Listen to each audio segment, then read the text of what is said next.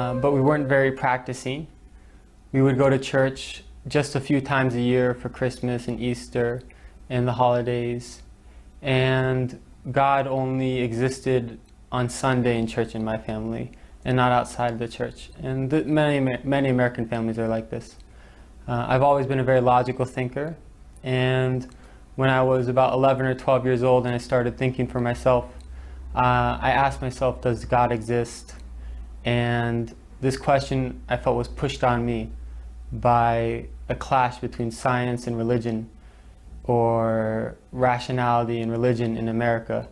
And I think that tradition goes back to the Christian church in Europe. And there were always issues between the Catholic Church and science and advancement. And when I compared what I saw in the Bible and what I knew of the Trinity and the other Christian beliefs compared to science and evolution and evidence, I leaned towards the side of science, and I chose not to believe in God. My first exposure to Islam was when my friend in high school became Muslim. And he's also my neighbor, Michael Dan.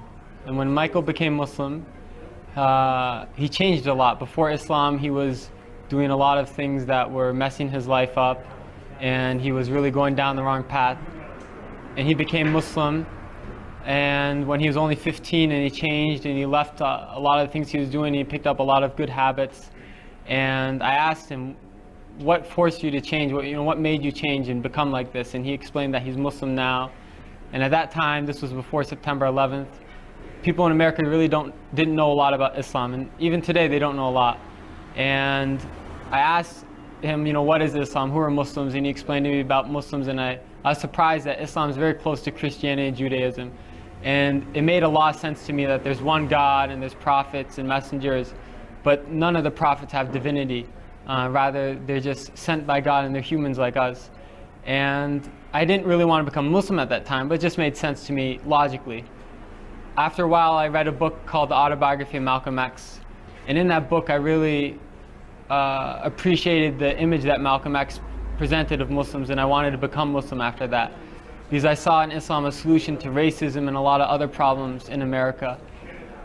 But I didn't believe in God.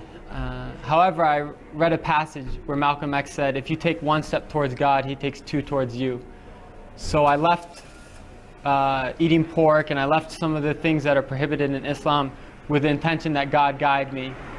And I learned more and more about Islam, and I was surprised that the more I asked questions, the more answers I found, and the answers always made sense to me. And I read about the miracles of the Quran, scientific miracles of the Quran. And they're many.